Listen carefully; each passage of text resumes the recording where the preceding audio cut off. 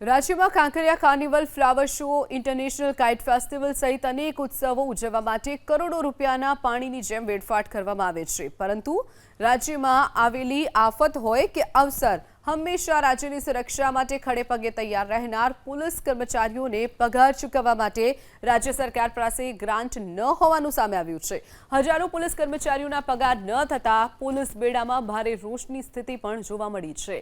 રાજ્યમાં અલગ અલગ ઉત્સવોમાં વૈભવી સ્ટેજ, લાઇટિંગ અને મનોરંજન સહિતના કાર્યક્રમો પાછળ કરોડો રૂપિયાનો ધુમાડો કરતી સરકાર ત્યારે ગ્રાન્ટની અછત ઊભી થતી નથી। જ્યારે રાજ્યની સુરક્ષા કરતા પોલીસ કર્મચારીઓના પગાર ચૂકવવાના આવે ત્યારે પૂરતી ગ્રાન્ટ ન હોવાનું કારણ આગળ ધરી દેવામાં આવે છે।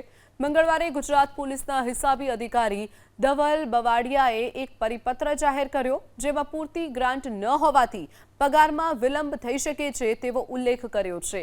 અનેક પોલીસ કર્મચારીઓને બાળકોના અભ્યાસનો ખર્ચ, બેંકના હપ્તા, ઘરનું ભાડું કેવી રીતે ભરીશું તેને લઈને હજારો પોલીસ કર્મચારીઓ અને તેમના પરિવારજનો ટેન્શનમાં આવી ગયા છે।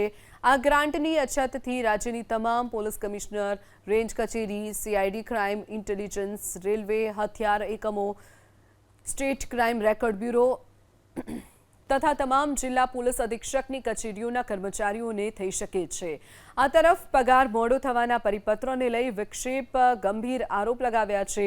વિપક્ષે આરોપ લગાવ્યો કે પોલીસનો પગાર મોડો એ દેવાળિયા વહીવટનો પુરાવો છે। ગુજરાતમાંથી 4 લાખ કરોડનું દેવું છે। પોલીસના ગ્રાન્ટની અભાવનો પ્રશ્ન કેવી રીતે આવ્યો તે મુદ્દે રાજ્ય સરકાર સ્પષ્ટતા કરે તેવી પણ વિપક્ષે માંગ કરી છે। બીજી તરફ રાજ્ય સરકારના પ્રવક્તા મંત્રી જીતુ વાઘાણી સવાલ કરતા તેને નિયત સમયમર્યાદામાં પગાર ચૂકવાય તે માટે ધ્યાન દોરવાની ખાતરી આપી છે।